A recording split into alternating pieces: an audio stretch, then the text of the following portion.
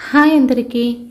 అత్తయ్య, పూలు మాల కట్టడం పూర్తయిందా అన్న కోడలు మాటకి అయిపోవచ్చిందమ్మా అని సులోచన సమాధానం చెప్తున్నంతలో ఇంటి ముందు ఆటో ఆగిన చప్పుడు కావడంతో ఆ ఆటోలో ఎవరబ్బా వచ్చారు అనుకుంటూ అటువైపు పరిశీలనగా చూస్తున్న సులోచన మొహం ఉన్నట్టుండి మతాబులా వెలిగిపోయింది. కడుతున్న చేతిలోని పూలమాలను అక్కడే వదిలేసి పరిగెత్తుకుంటూ వెళ్ళి, కాంతం పిన్ని, నువ్వా? ఉరుములేని పిడుగులా చెప్పా పెట్టకుండా వచ్చావు? అలాగా? ఒరే ఆటో అబ్బి, ఆటోను వెనక్కి తిప్పరా, నేను మా ఇంటికి వెళ్ళి వీళ్ళ పర్మిషన్ తీసుకుని అప్పుడు మళ్ళీ వస్తాను.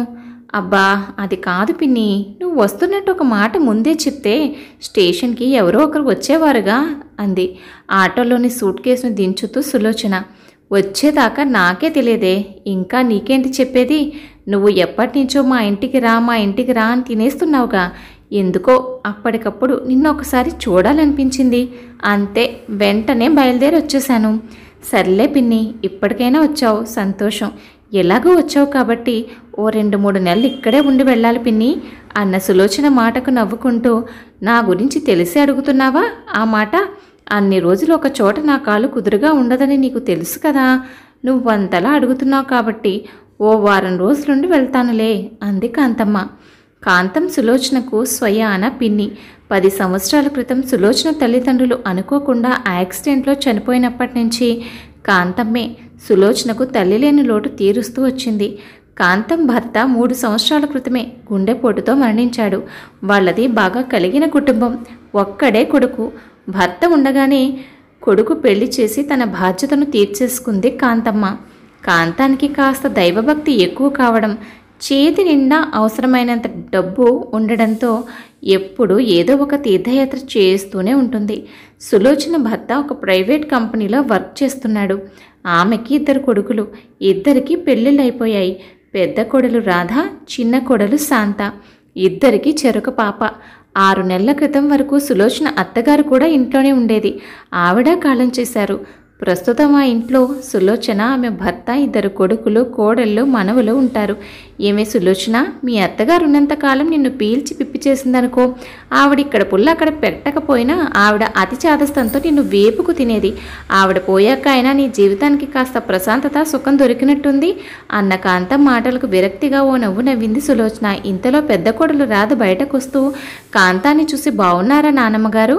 ఇదేనా రావడం? మీ ఆరోగ్యం ఎలా ఉంది అంటూ కాంతం సమాధానం గురించి ఆగకుండా గబగబా మొక్కుబడికి 4 మాటలు మాట్లాడేసి, అత్తయ్య, ఆ పూలు మాల కట్టేశారా? అదిగోనమ్మా అక్కడున్నాయి, తీసుకో అంటే కంగారుగా ఆ పూలు తలలో పెట్టుకుని అద్దంలో ఒకసారి పైనుంచి కిందకు చూసుకుని, నేను వెళ్ళొస్తాను అత్తయ్య అంటూ హ్యాండ్ బ్యాగ్ తీసుకుని బయటకు వెళ్ళిపోయింది రాధ.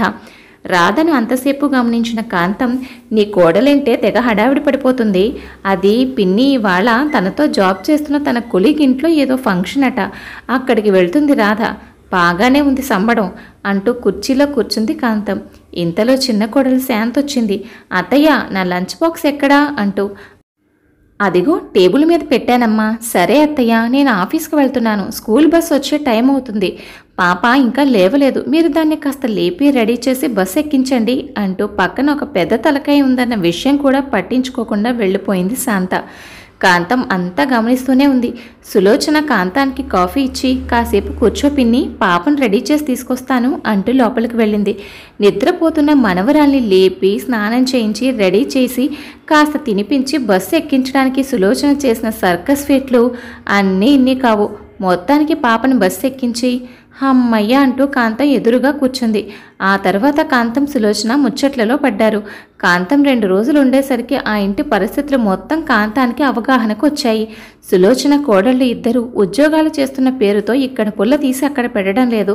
తెల్లవారుజామున లేచిన దగ్గర నుంచి రాత్రి పడుకునే వరకు ఇంటి పని, వంట పని, పిల్లల్ని చూసుకోవడం, ఇంట్లో వాళ్ళందరూ బట్టలు ఉతకడం ఒక్కటేమిటి, సమస్తం ఇంటి పని మొత్తం గానుగెద్దులాగా పాపం సులోచన ఒక్కతే చేస్తుంది. కోడళ్ళు ఖాళీగా ఉన్నా సరే వాళ్ళ కాలక్షేపాలు తప్ప అత్తగారికి కాస్త పనిలో సాయం చేద్దామన్న ఉద్దేశమే ఏ ఒక్కరిలోనూ కనబడడం లేదు. ఇంట్లో ఏ ఒక్కరూ సులోచన తిందా ఉందా అని కూడా పట్టించుకోవడం లేదు. ఇదంతా గమనించిన కాంతం, లాభం లేదు, ఈ ఇంటిని ఒక దారిలో పెట్టాల్సిందే అని గట్టిగా నిర్ణయించుకుంది. తన నిర్ణయాన్ని సులోచనతో కూడా చెప్పి తనతో సహకరించమంది. పిన్ని మాటలు కాదనలేని సులోచన కాంతం చెప్పినట్టుగానే చేయడానికి నిర్ణయించుకుంది.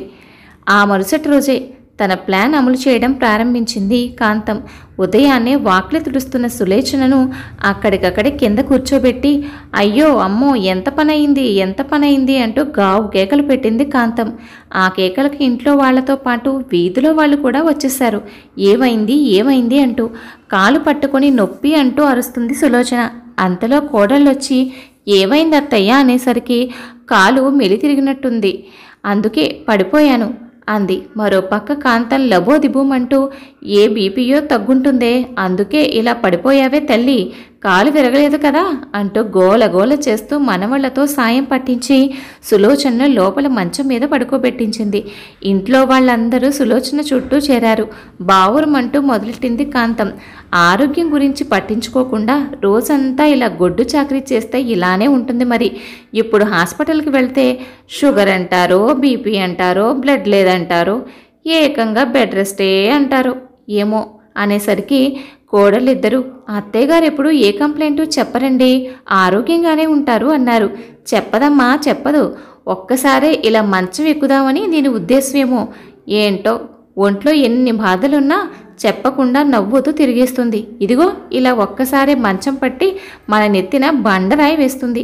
ఈ ఊర్లో మా మనవడి ఫ్రెండు మంచి డాక్టర్ ఒకడున్నాడు. ఇవాళ సులోచన్ని అతని దగ్గరకు తీసుకెళ్తాను. దీని ఆరోగ్యం సంగతి ఏంటో తేలిపోతుంది. వెళ్ళండమ్మా వెళ్ళండి, ఇవాళ మీ అత్తగారు ఏ పని చేయలేదు. మీ తోటికోడళ్ళిద్దరూ డ్యూటీ ఎక్కి ఒకరి ఇంటి పని ఒకరు వంట పని కానివ్వండి అనేసరికి ఇక చేసేదేమీ లేక మొహాలు ఆముదం తాగినట్టు పెట్టి తోడికోడళ్ళు ఇద్దరూ తలా ఒక పనిలో పడ్డారు. ఆ రోజు పనుల వల్ల ఆలస్యం అవ్వడంతో ఇద్దరూ ఆఫీసులకు సెలవు పెట్టారు. ఇంతలో కాంతం గదిలో నుంచి ఇదిగో మనవరాళ్ళు, ఇంతకీ టిఫిన్ ఏం చేస్తున్నారు? ఉప్మా కట్రా చేయకండి, నా ఒంటికి పడదు, ఎంచక్క పూరీలు అయితే బాగుంటాయి అంది. ఈ ముసలిదొకర్తి మన ప్రాణానికి, ఈవిడెప్పుడు సెలవు తీసుకుంటుందో గాని అనుకుంటూ ఇద్దరూ పనిలో పడ్డారు. కాంతం సులోచన తీసుకుని హాస్పిటల్కి బయలుదేరుతూ మేము హాస్పిటల్కి వెళ్ళొస్తాం, వచ్చేసరికి వంట సిద్ధం చేసి ఉంచండి అని చెప్పి బయలుదేరింది. ఇద్దరూ కలిసి ఒక గుడి దగ్గరకు వెళ్ళి దైవ దర్శనం చేసుకుని కూర్చున్నారు. అంతలో సులోచన భర్త కొడుకులు ఇద్దరూ అక్కడికి వచ్చారు. వాళ్ళని చూసి కంగారు పడుతున్న సులోచనను గమనించిన కాంతం కంగారు పడకే వాళ్ళను నేనే రమ్మన్నాను అంది. ఏంటమ్మమ్మా ఇక్కడికి రమ్మన్నావు? అమ్మా నువ్వు హాస్పిటల్కి వెళ్ళలేదా అని అడిగారు సులోచన కొడుకులు. వెళ్ళలేదురా, మీ అమ్మ పరిస్థితి చూస్తున్నారుగా, మొన్నటి వరకు మీ నాన్నమ్మతో పడింది, ఆవిడ పోయిన తర్వాత అయినా దీని జీవితానికి ఓ సుఖం వస్తుంది అనుకున్నాను, ఇప్పుడు మీ పెళ్ళాలతో పడుతుంది. అవునమ్మమ్మ, ఆ విషయంలో మాకు బాధగానే ఉంది, మేము చూస్తున్నాంగా, అమ్మకి అసలు రెస్టే ఉండడం లేదు. మా పెళ్ళాలతో కాస్త అమ్మకి సాయం చేయండి అని చెప్పినా వాళ్ళు మా మాటలు లెక్క చేయడం లేదు. ఏం చేయాలో మాకు అర్థం కావడం లేదమ్మమ్మ. నాకు తెలుసురా మీ సంగతి, మీరు మీ అమ్మలాగే నోట్లో నాలుక లేని వాళ్ళు. మీరేం చెయ్యొద్దు, అంతా నేను చూసుకుంటాను, మీరు అలా చూస్తూ ఉండండి చాలు అంది. అలా అందరూ కలిసి ఓ నిర్ణయానికి వచ్చాక ఆ రోజంతా సులోచన కాంతాలు సరదాగా ఊరంతా తిరిగి సినిమాకు వెళ్ళి సాయంత్రానికి నీరసంగా ఇంటికొచ్చారు. వాళ్ళింటికి రావడంతోనే ఏమైంది నానమ్మగారు, మధ్యాహ్నమే వచ్చేస్తానన్నారు, ఇంత లేట్ అయింది, ఇంతకీ డాక్టర్ గారు ఏమన్నారు అంటూ కంగారుగా అడిగారు కోడళ్ళిద్దరూ. ఏమంటారు, వెళ్ళిన దగ్గర నుంచి టెస్టులన్నీ చేసి మనిషి బాగా వీక్గా ఉందని, ఒంట్లో బ్లడ్ లేదని, ఎముకలు బలహీనంగా ఉన్నాయని, బలమైన ఆహారం తీసుకుంటూ రెస్ట్లో ఉండకపోతే మన కర్మకాలి ఎక్కడైనా పడితే కాళ్ళు చేతులు విరిగి ఇక మంచానికే పరిమితం అవుతుందని చెప్పారమ్మా. పొద్దున్న పడిన కాలికేమో ఓ వారం రోజులు ఫిజియోథెరపీ చేయించమన్నారు అని చెప్పింది. కాంతం చెప్పిన మాటలు నోరు వెళ్ళబెట్టి వింటున్న కోడళ్లకు గుండెల్లో రాయి పడ్డట్టు అయింది. పొద్దున్నుంచి ఆ టెస్టులకు తిరిగి తిరిగి అలసిపోయాం, కానీ ఇద్దరికీ కాస్త జ్యూస్ తీసుకురండి అంది కాంతం. కోడళ్ళు ఇద్దరూ వంటగదిలోకి వెళ్ళారు. శాంత, ఈ చాకరీ నా వల్ల కాదు బాబు, అక్క నేను శుభ్రంగా వేరే కాపురం పెట్టుకుంటాను అంది. అబ్బా, వేరు కాపురం అంటే అంత ఈజీ అనుకుంటున్నావమ్మా? ఇప్పుడంటే ఉమ్మడి కుటుంబం మీద గడిచిపోతుంది, కానీ వేరు కాపురం అంటే బోలెడంత అద్దెలు ఖర్చులు, అసలే పిల్లలు ఎదుగుతున్నారు అని రాధ చెప్పేసరికి మారు మాట్లాడలేదు శాంత. అలా ఆ వారం రోజులు ఫిజియోథెరపీ పేరు చెప్పి కాంతం సులోచనలు సరదాగా కాసేపు బయట గడిపి వచ్చేవారు. కోడళ్ళిద్దరూ సాధక బాధకాలు అన్నీ ఆలోచించుకుని చెరిసగం పనులు చేయడానికి అలవాటు పడ్డారు. కాంతం బయలుదేరుతూ సులోచనతో, ఇక నుంచి నీకు ఈ గొడ్డు చాకరీ నుంచి కాస్త విముక్తి లభించింది కాబట్టి ఇకనైనా నీ గురించి నువ్వు ఆలోచించుకుని నీకు ఇష్టమైన పాటలు వినడం, పురాణాలు చదవడం చెయ్యి. ఇదిగో రెస్ట్ తీసుకోమన్నానని మరీ తిని పడుకోకు. ప్రతిరోజు మీ వారు నువ్వు కాసేపు అలా వాకింగ్కి వెళ్ళిరండి. లేదంటే ముందు చెప్పిన రోగాలన్నీ ఈసారి నిజంగానే వచ్చేస్తాయి.